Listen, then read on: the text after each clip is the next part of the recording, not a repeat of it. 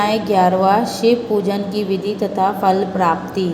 ऋषि बोले, हे सूत जी, अब आप हम पर कृपा कर हमें ब्रह्मा जी व नारद जी के संवादों के अनुसार शिव पूजन की विधि बताइए, जिससे भगवान शिव प्रसन्न होते हैं। ब्राह्मण, क्षत्रिय, वैश्य व शूद्र आदि चारों वर्णों को शिव पूजन किस प्रकार करना चाहिए, आपने व्यास जी के मुख से जो सुना हो, कृपया हमें भी बताइए। महर्षियों के यह वचन सुनकर सूत जी ने ऋषियों द्वारा पूछे गए प्रश्नों का उत्तर देते हुए कहना आरंभ किया। सूत जी बोले, हे मुनीश्वर, जैसा आपने पूछा है वह बड़े रहस्य की बात है। मैंने इसे जैसा सुना है उसे मैं अपनी बुद्धि के अनुसार आपको सुना रहा हूँ। पूर्व काल में व्यास जी ने संत कुमार जी से यही प्रश्न किया था। फिर उपमन्यु जी ने इसे सुना था और इसे भगवान श्री कृष्ण को सुनाया था।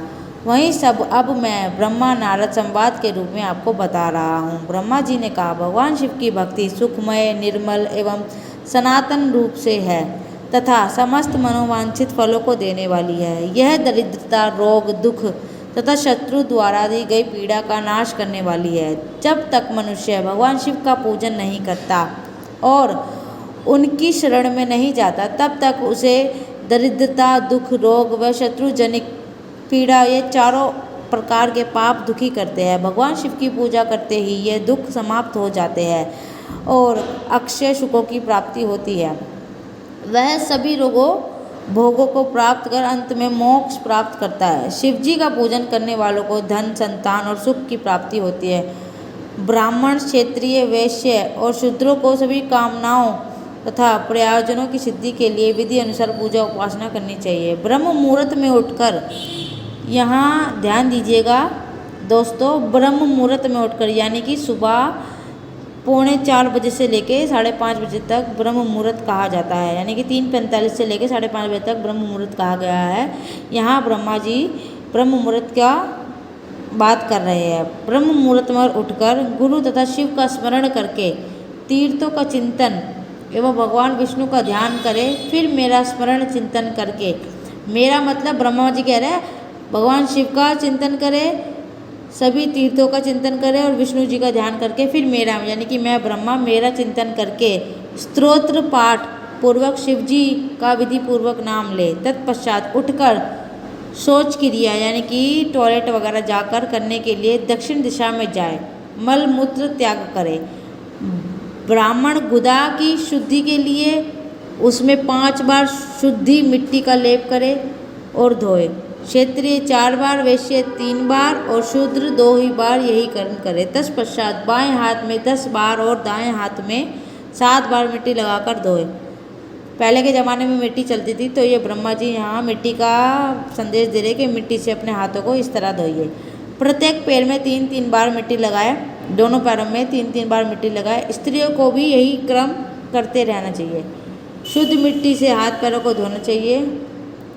ब्राह्मण को 12 उंगल, क्षत्रिय को 11 उंगल, वैश्य को 10 उंगल और शूद्र को 9 उंगल की दातुन करनी चाहिए। षष्ठी अमावस्या, नवमी व्रत के दिन, सूर्यास्त के समय, रविवार और श्राद्ध के दिन दातुन ना करें। इस पर ध्यान दीजिएगा। षष्ठी अमावस्या, नवमी व्रत के दिन, सूर्यास्त के समय, रविवार और श्राद्ध के दिन दातुन ना करें। दातुन के पश्चात जलाशय में जाकर स्नान करें तथा विशेष देश काल आने पर मंत्रोच्चारण पूर्वक स्नान करें। फिर एकांत स्थान पर बैठकर विधि पूर्वक संध्या करें तथा इसके उपरांत विधि विधान से शिव पूजन का कार्य आरंभ करें। तदुपरांत इसके बाद मन में सुस्थिर करके पूजा गृह में प्रवेश करें तथा आसन पर बैठे। सर्वप्रथम गणेश जी का पूजन करें, क्योंकि गणेश जी प्रथम पूजनीय कहे गए हैं। इस धरती पे, इस ब्रह्मांड में, स्वर्गलोक में, पाताललोक में, हर जगह गणेश जी का प्रथम पूजने का स्थान है, तो उन्हें अवश्य याद करें। उसके बाद शिव जी की स्थापना करें।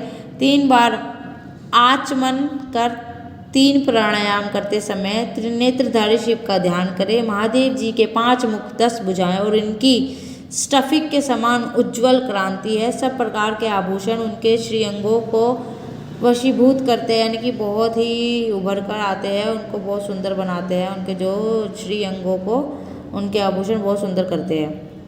वह वाघंबर बांधे हुए हैं। फिर प्रणव मंत्र अर्थात ओंकार से शिव जी की पूजा आरंभ करें।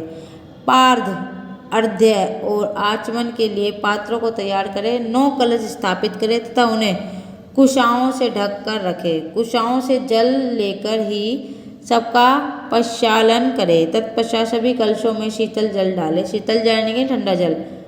शंख और चंदन को पाग पात्र में रखे। चमेली के फूल, शीतल, चीनी, कपूर, बड़ की जड़ तथा तमाल का चूर्ण बना ले और आमचनीय के पात्र में डाले। इलायची और चंदन को भी सभी पात्रों में डाले। देवादिदेव महादेव जी के सामने नंदीश्वर का पूजन करें। नंदीश्वर यानी कि नंदी जी का पूजन करें। गंध, धूप तथा दीपों द्वारा भगवान शंकर की आराधना आरंभ करें। संध्योदयात पद धमी मंत्र से शिव जी की अवमानना करें। ओम वाम देवाय नमः मंत्र द्वारा भगवान महेश्वर को आसन पर स्थापित करें। फिर ईशान सर्व विद्यमान नाम मंत्र से आराध्य देव का पूजन करें। पाद और आचमनीय अर्पित करें, अर्घ दे। तत्पश्चात गंध और चंदन मिले हुए जल से भगवान शिव को विधि पूर्वक स्नान करवाए। तत्पश्चात पंचामृत से भगवान शिव को स्नान करवाए। पंचामृत के 5 तत्वों दूध, दही, शहद, गन्ने का रस तथा घी से नहलाकर महादेव जी के प्रणव मंत्र बोलते हुए उनका अभिषेक करें। जल पात्रों में शुद्ध व शीतल जल ले। सर्वप्रथम महादेव जी के लिंग पर कुश, आपा, मार्ग, कपूर, चमेली, चंपा, गुलाब, सफ़ेद कनेर, बेला, कमल और उत्पलक पुष्पों व चंदन से चढ़ाकर पूजा करें। उन पर अनवरतन जल की धारा गिरने की भी व्यवस्था करें। जल से भरे पात्रों को महेश्वर को नहलाए। मंत्रों से भी पूजा करनी चाहिए। ऐसी पूजा समस्त अभिष्ट फल देने वाली होती है। वाम मान मंत्र, युद्र, नील रुद्र मंत्र, पुरुष सूक्त, श्री सूक्त, अथर्व शीर्ष मंत्र, शांति मंत्र, भारूढ़ मंत्र, स्तर मास, मृत्युंजय मंत्र और पंचाक्षर मंत्रों से पूजन करें। शिवलिंग पर 1 सहस्त्र या 100 जलधाराएं गिराने की व्यवस्था करें। स्फटिक के समान निर्जल, अनिवासी, सर्वलोकमय परम देव जो आरंभ और अंत से हीन तथा रोगियों के औषधि के समान है, जिन्हें शिव के नाम से पहचाना जाता है एवं जो शिवलिंग के रूप में विख्यात है, उन भगवान शिव के मस्तक पर धूप, देव, नैवेद्य और तांबुल आदि मंत्रों द्वारा अर्पित करें।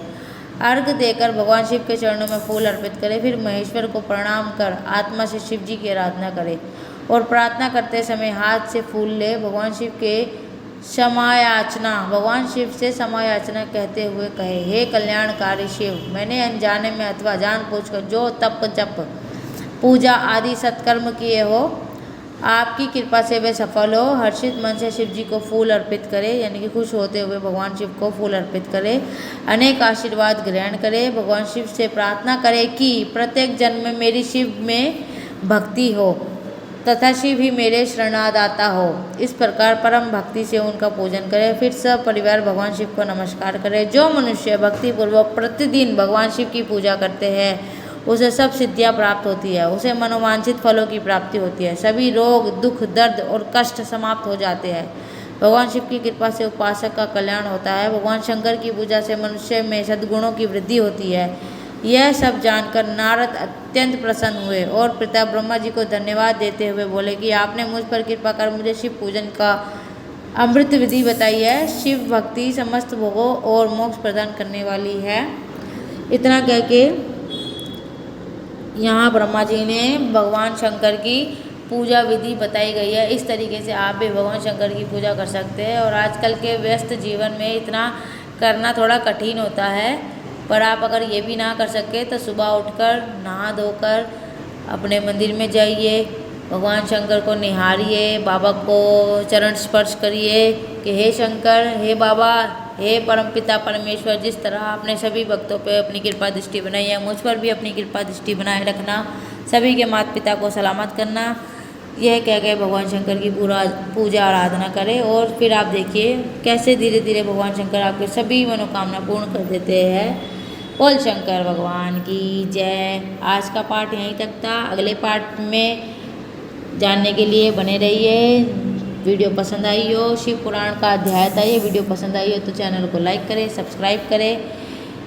आगे किस टॉपिक पे मैं वीडियो बनाऊँ ये ज़रूर बताइए। जय सीताराम।